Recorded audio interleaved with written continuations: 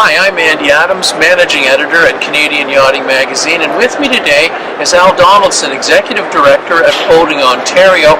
There is a fairly serious trade-related issue that Al and I are going to chat about briefly. This is of special interest to guys who are in the marina industry, guys who are boat retailing. Well, in fact, maybe it's the whole industry, because this could be a pretty far-reaching situation. It's fuel sales, isn't it? Yes, it is. We find ourselves in the middle of a bit of a dilemma here, because our organization runs a program called Clean Marine. And Clean Marine is very, very heavily involved over the last 15 years with protecting the environment of Ontario's waterways.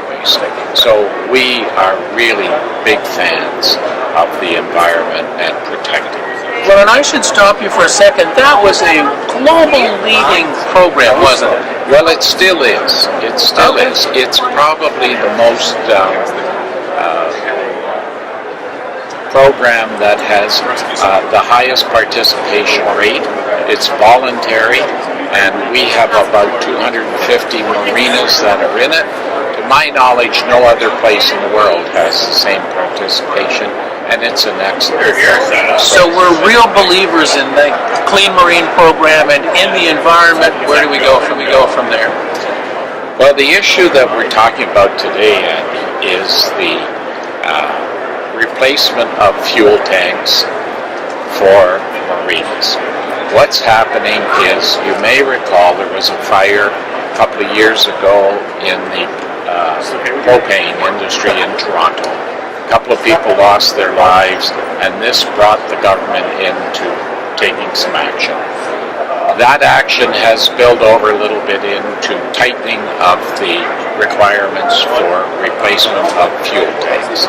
And what has happened is the TSSA are charged with the responsibility of ensuring that fuel tanks are safe and that people are obeying the rules and regulations. As a result, more marinas are required to replace fuel tanks. The cost of replacing a fuel tank runs anywhere from about $30,000 to $80,000. As you know, and everybody else that buys fuel at a marina knows, fuel at marinas costs more than it does on the road. And there's a whole series of issues about why that is. Yeah. Strangely enough, the marina operators do not make an awful lot of money selling fuel. Right. They do it as a service to their boaters. They do it because they want to ensure that their boaters can keep boating and that they're there. But what's happening now is the cost of replacing these tanks is too high. And as a result, a lot of the marinas are having to say, I cannot afford $30,000 to $80,000 to replace the tanks. I'll never make that money back in the profits that I made from selling fuel.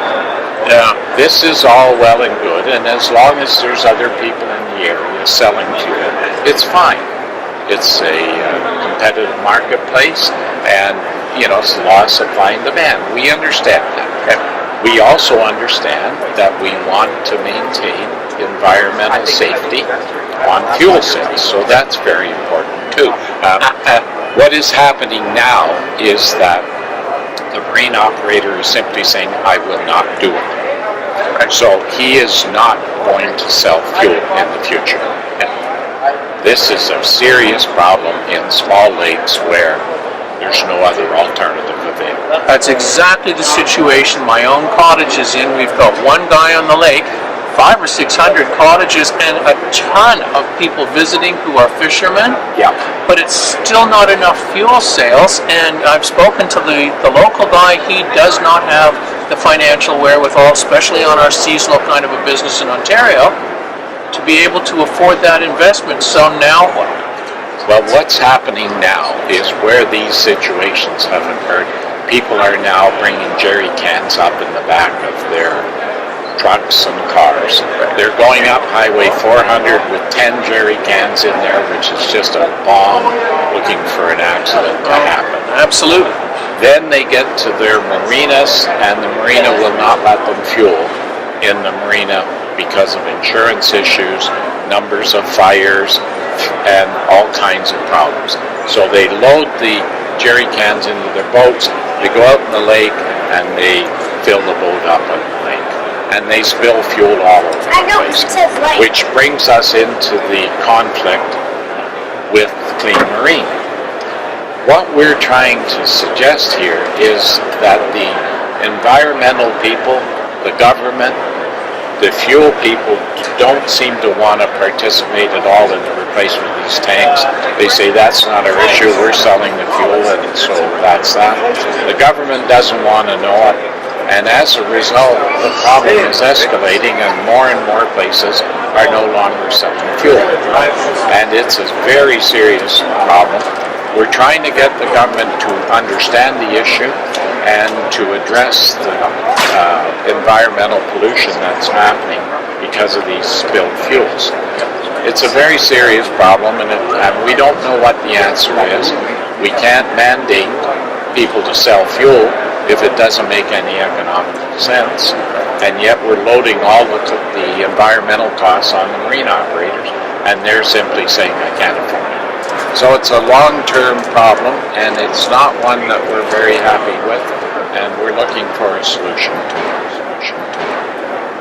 It sounds to me like all of Voting Ontario members need to really get active on this particular front, because no matter who you are, how you know, your business may be little fishing boats, but it could very well be cabin cruisers where guys are going to pump 400 gallons. It's everything. It's right across the spectrum. We need to have everybody get behind this. Well, the other thing is, in Lake Superior, you cannot buy fuel on the water from Wawa up to the top of Lake Superior, Thunder Bay. It's not available. So as a result, that's going to stop anybody from transiting up there, unless you can make arrangements for a tanker to go in and fill up your boat specifically. And it's causing a really bad problem. A lot of small communities are suffering now because of the lack of fuel. So it's a serious problem, and we do need to find a solution for it. Well, thanks for sharing that with us, Al. And once again, it's a tough subject, but thanks so much for joining us. Thank you, Andy.